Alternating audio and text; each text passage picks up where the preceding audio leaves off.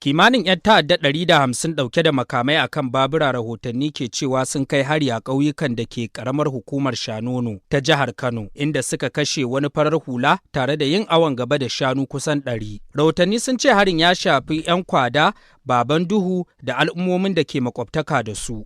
kuma ya faru ne tun daga daren ranar Alhamis zuwa safiyar Juma'a, inda aka yi musayar wuta tsakanin maharan da sojojin Najeriya da aka tura yankin. Da yake tabbatar da lamarin, shugaban kwamitin tsaro na Shanono da Bagwai, Alhaji Yahaya Bagobiri, ya ce 'yan bindigar sun kai harin ne a wani harin ramuwar gayya bayan kisan da sojoji suka yi wa wasu 'yan bindiga 9 a wani arangama a makon da ya gabata. A cewarsa, maharan sun isa akan babura da makamai, sannan suka buɗe wuta a ƙauyukan da misalin ƙarfe 1 na dare har zuwa kusan ƙarfe 5 na safiyar ranar Juma'a. Ya kuma yaba sojojin Najeriya kan martanin da suka mayar cikin gaggawa da dabarun yaƙi, yana mai cewa duk da cewa an fi ƙarfinsu da bindigogi, sojojin sun sami damar daƙile maharan tare da hana su ci gaba da zuwa wasu sassan. Bagobiri ya bayyana cewa duk da cewa maharan sun yi nasarar sace shanu kimanin 100, amma an daƙile manufarsu gaba ɗaya sakamakon juriyar jami'an tsaro.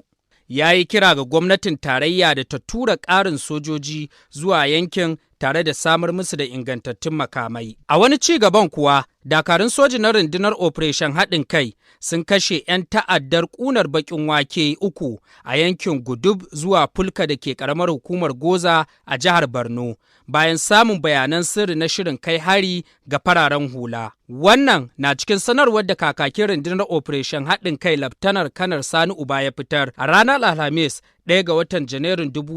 2026. Sanarwar ta ce sojojin sun bi sahun 'yan ƙunar baƙin waken ne tare da haɗin gwiwar 'yan sa-kai na yankin, inda suka kashe su kafin su aiwatar da hare-haren da ake zargin sun shirya kaiwa. A yayin aikin an ƙwato kayayyaki ciki har da na haɗa bom da suke tare da su. Sanarwar ta ƙara da cewa sojojin sun kuma kashe wasu daga cikin 'yan ta'addan da ke musu rakiya, yayin da sauran suka tsere zuwa tsaunukan Mandara, inda suka bar bindigogi ƙirar AK-47 guda 4 da babura 2.